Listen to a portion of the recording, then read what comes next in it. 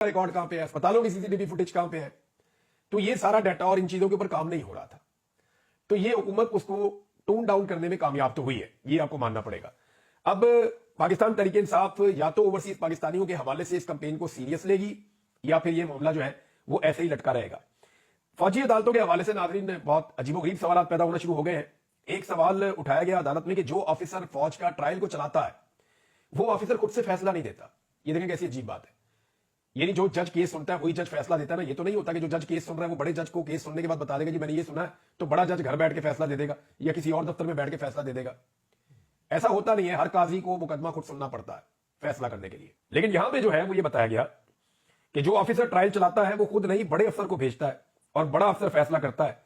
जो केस को सुने ना वो केस का फैसला कैसे कर सकता है। ये बात भी आईनी बेंच में उठाएगी।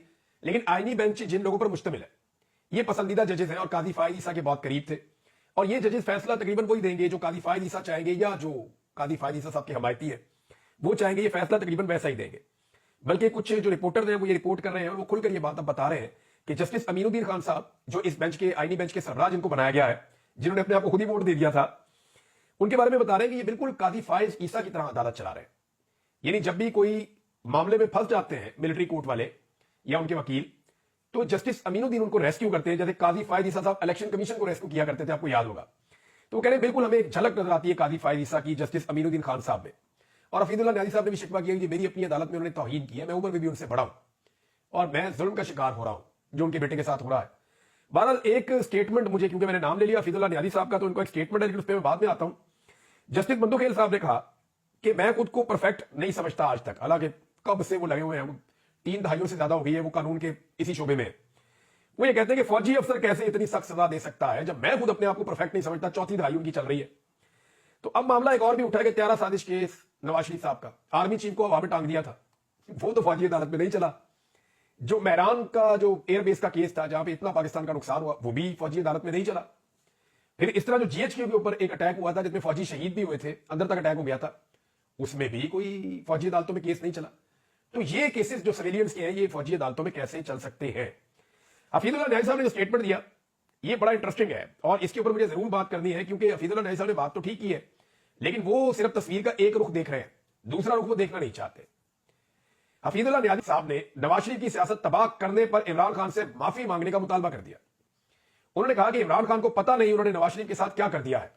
नून लीग की सियासत टके टोकरी हो गई है। नवाज शरीफ की सियासत को भंबोर कर सिस्टम से निकाल दिया इमरान खान ने। तो इस बात पे इमरान खान नवाज शरीफ से माफी मांगे।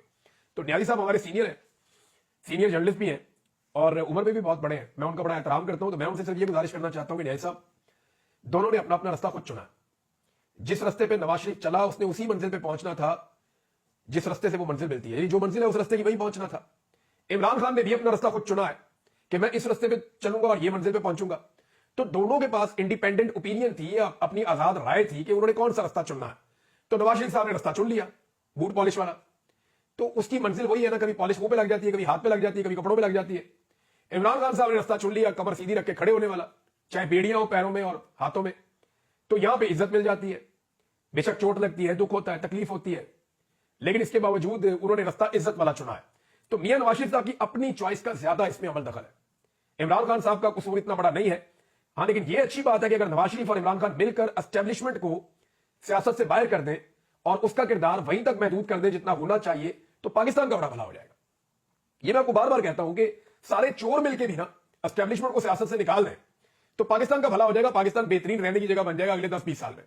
लेकिन अगर एस्टेब्लिशमेंट का किरदार ऐसे ही रहा पाकिस्तान में जैसा गुज़िश्ता 70 साल से है, तो 70 साल से हम जहां पहुंचे हैं ना, अगले 70 साल में भी हम कहीं पहुंच नहीं सकेंगे, खुदा ना खास्ता, जो मुझे दिखाई दे रहा है, जो चीजें नजर आती है साफ।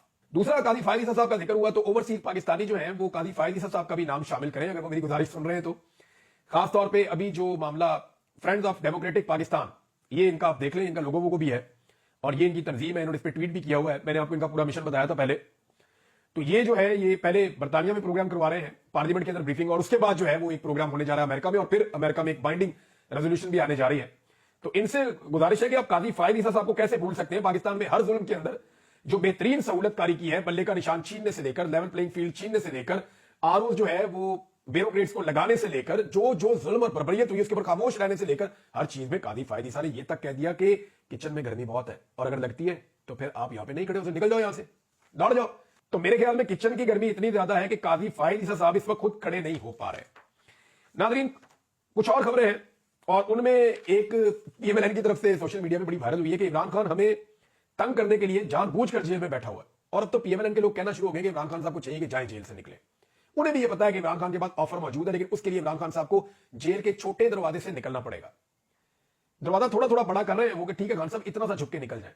خان صاحب کہتے ہیں نہیں وڈا پھاٹا کھولو, جیسے مجھے پکڑ کے عزت کے ساتھ اندر لے کر گئے تھے اسی عزت کے ساتھ میں پکڑ کے باہر آؤں گا. میں نے چھوٹے دروازے سے نہیں گزرنا جہاں سے زرداری گزرا, جہاں سے نواز شریف گزرا, جہاں سے باقی سیاستدان گزرے, میں اس سے گزر کر باہر نہیں آؤں گا اس جیل میں سے. میرے لیے بڑا پھاٹک آپ کھولیں گے. تو اب پی ایم ایل این کے لوگ جو تقریباً منت ترلے پہ بھی آ گئے ہیں اور عمران خان صاحب کہہ رہے ہیں کہ میرے پاس اب باہر جانے کے علاوہ عالمی سطح پر اپنے کیسز اٹھانے کے علاوہ کوئی رستہ نہیں بچا. اور آپ آنے والے دنوں میں عمران خان صاحب کے کچھ آرٹیکل بھی چھپتے ہوئے دیکھیں گے, آپ کو انٹرنیشنل میڈیا میں عمران خان کی وائس بھی سنائی دے گی.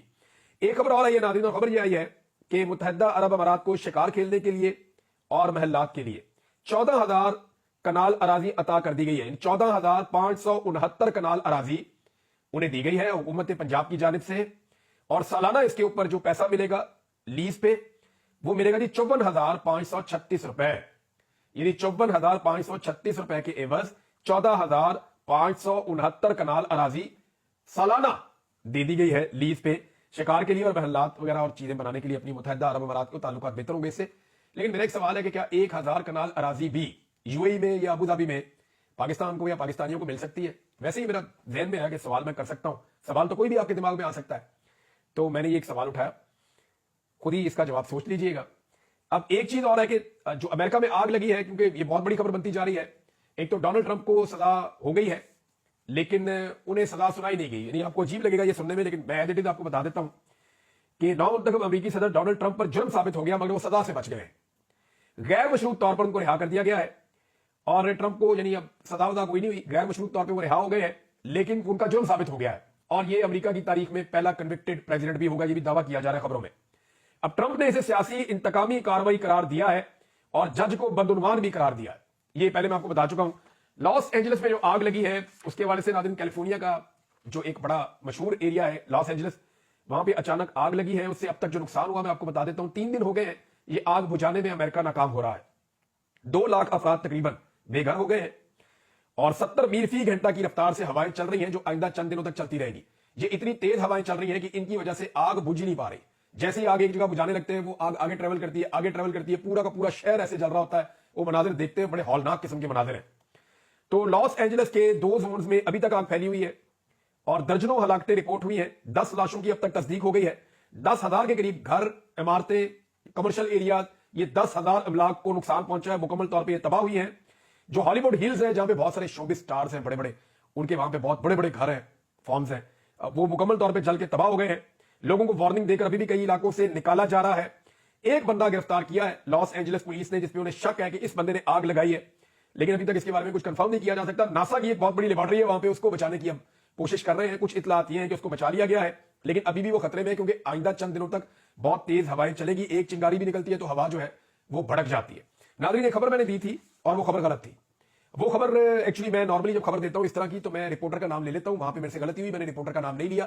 طالب فریدی صاحب کے حوالے سے خبر آئی تھی میرے سامنے. وہ ایک بڑے سینئر رپورٹر ہیں, میں ان کی بڑی قدر کرتا ہوں. ان کی بہت زبردست کوریج اور بڑی زبردست خبریں انہوں نے بریک کی ہیں. تو ان کا نام کیونکہ لکھا ہوا تھا تو میں نے خبر بغیر تصدیق کیے دے دی کہ پاکستان کے اندر جو ہے وہ دفاتر بند ہو رہے ہیں قطر ایئر لائنز کے, لیکن اس کی تصدیق نہیں ہو سکی. انہوں نے تردید کی ہے ان کے دفاتر پاکستان میں بند نہیں ہو رہے, لیکن ہاں بہت سارے اور دفاتر پاکستان میں انٹرنیٹ کی بندش کی وجہ سے بند ہو رہے ہیں اور کئی ملٹی نیشنل کمپنیاں پاکستان چھوڑ کر جا رہی ہیں. یہ اے آر وائی نے رپورٹ کیا ہے. تو یہاں پہ وہاں پہ بھی مجھے نام لینا چاہیے تھا تو میں نام نہیں لے پایا, تو اس لیے میں بتانا بھی میری ذمہ داری تھی کہ میں آپ کو بتاؤں کہ انہوں نے بتایا قطر ایئر ویز نے کہ انہوں نے اپنے وہاں پہ دفاتر بند نہیں کیے. اب تک کے لیے اتنے ہی. اپنا خیال رکھیے گا, اپنے چینل کا بھی. اللہ حافظ.